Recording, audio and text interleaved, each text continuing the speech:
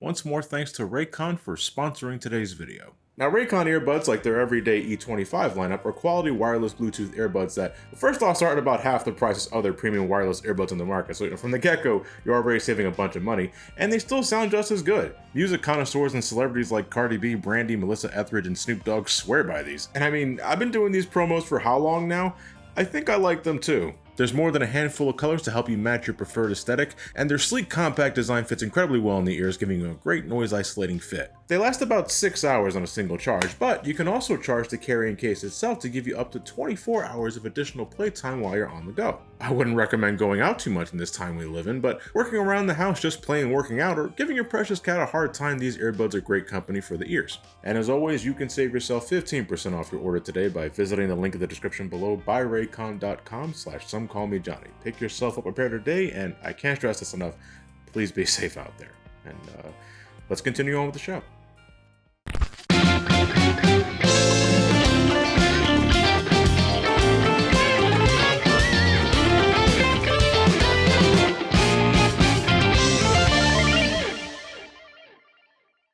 So this might be the fastest turnover for a video in recent memory, but that's the thing about YouTube and its ever-changing algorithm. Sometimes you have to go out of your way and do something a little unusual for the sake of making sure your channel's lifeblood is still pumping, all in making sure you don't fall wayside and into the realm of obscurity because God forbid you miss producing content for one day, and now people won't even see your videos because they aren't getting pushed as much, if at all. You see your views tanking, and you find yourself doing videos on trendy games like this, despite the fact this is far from the only Fall Guys video you're going to see on this platform, especially if you're on the younger side of things, and this video will inevitably get swallowed up by virtue of competition. Fall Guys! Okay, YouTuber cynicism aside, it is great to be making videos again. And while I do admit that a part of me is making this video out of obligation because, holy fuck, Fall Guys is the next big thing hitting the video and live streaming markets as of this video's upload, I can say, at least to me, Fall Guys is one of the more interesting games to explode in popularity as far as genre goes. You know me, I was never that into Minecraft, though I loved playing Terraria for a time. Fortnite, nothing wrong with the game. Despite having some fun times with friends, it's also something I quickly dropped after I made that video on it some time ago. Was that already nearly 2 years ago? Good God. So then I see people start talking about this game called Fall Guys. Images were all over my social media in the last 2 weeks. I thought it was like a line of interchangeable plush toys like the new Funko Pops, and yeah, that's what we need nowadays, more of these creatures. But no, it was a game much akin to those Japanese game shows like Takeshi's Castle or Wipeout if your diet is strictly American. People trying their damnedest to complete these obstacle courses, trying not to succumb to the laws of physics. But physics always win in the end. Every time. He's got great karma coming his way. These kind of shows weren't exactly a part of my television diet though. Well, I stopped watching network television over 15 years ago. But the idea of making it into a game where it's you and over 59 other players trying to scramble to the finish line in randomly selected obstacle courses, now that's the kind of chaotic mess that sounds intriguing. And I'm sure this has been done before. I think it's just Fall Guys got lucky and people started talking about it.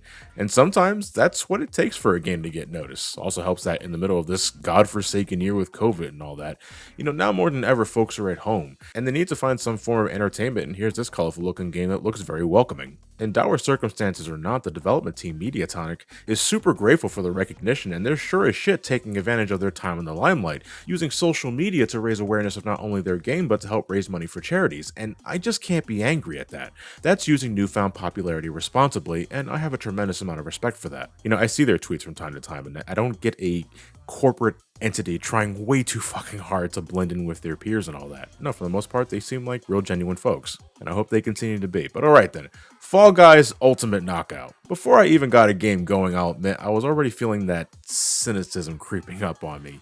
Season 1, I know it's a thing games do nowadays to encourage repeated visits, making sure you unlock what's available in the given time before it disappears for an undiscernible amount of time. You got this currency you win by participating in games, spending them in a shop that rotates what's available on a daily basis instead of just giving the players the option to buy what they want when they want. And there's an option of purchasing more of that currency using real life money in a game that already costs $20 to purchase. Again, I've gone into this time and time again. I know why developers do this. I know games can be expensive to produce, and especially for smaller developers, it's important to make sure folks get paid. It's just, man, Fortnite really did leave that much of an impact on the industry, didn't it?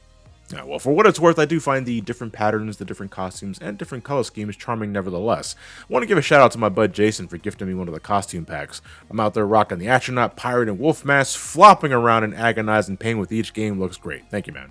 It helps that the base design of these Fall Guys is pretty cute. There's nothing obnoxious about them. Their selection of emotes, whether it's during a game or when you take the top prize, always falls in the realm of adorable and not funny meme go wee. They also sound lovable too, just basic grunts, nothing more to it than that. Whether they're jumping, diving in the air, or falling into the Pepto-Bismol far below, they never go beyond those small whelps. Although I'm also willing to bet these suits are muffling their voices, because I know if I got smacked with a giant ball, I'd be going FUCK! And you'll be cursing up a storm too, no doubt. Fall Guys is amazingly simple. There's no story, no lore, at least not now, I don't know, maybe later? You just hop into a game along with a bunch of other randomly selected folks, and then you're thrown into some randomly selected obstacle course. It could be a very straightforward platforming challenge through a linear yet incredibly punishing stage. It could also be one where you're trying to find the right door to break through, or not finding it on your first try and trying to squeeze through the correct door while everyone else does the same thing at the same time. We call it Three Stooges syndrome. No matter what's picked, the objective is the same. That is, survive. If you manage to make it through, you qualify for the next round. Although as the numbers begin to shrink, the next course selected might require more finesse, or teamwork with your now sudden teammates. Quickly adapting is the key to winning in Fall Guys, or at least getting far enough. I've gotten to the final round more times than I can count, but actually getting the crown is an entirely different beast because you're now up against other players who fought just as hard as you did to make it there.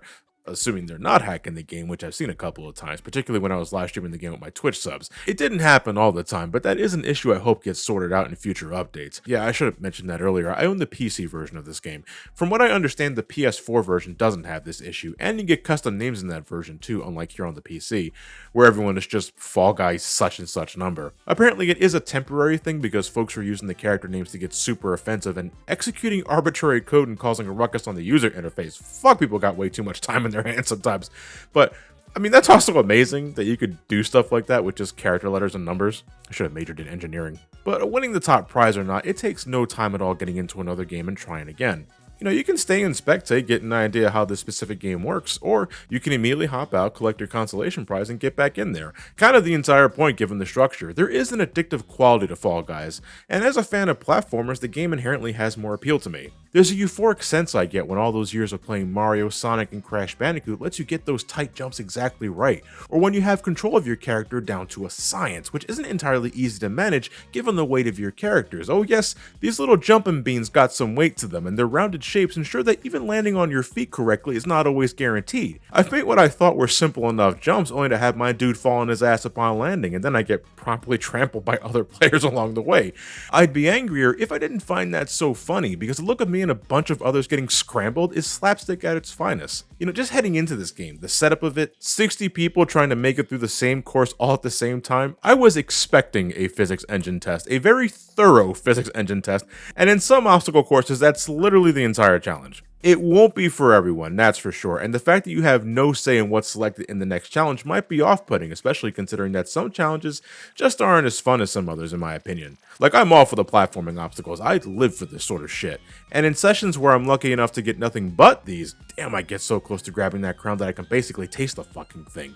I'm also fond of the moving block challenges. Anything that requires everyone else to panic just to stay alive, that fills me with adrenaline that keeps me on my toes. The picture matching game is probably the most hectic because even if you guess it right, it's you and like 8 to 10 others sharing this tiny ass square together, just all huddled up here hoping to God nobody pushes you off. But the soccer challenge, I mean, it's soccer, nothing too special. The egg challenge, it's like a Mario Party game with latency. The tail challenge to some extent too, though I think this one's pretty fun being honest. They don't all have the same level of fun, and when they're selected, I'll admit I groan a little.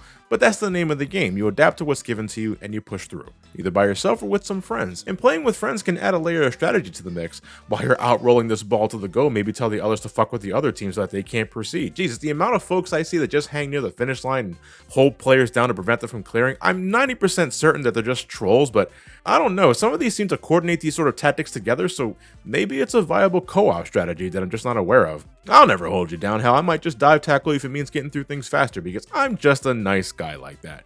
But you'll know I'll scream my ass off if I fall victim to some wonky ass collision detection. Jump, idiot! Jump!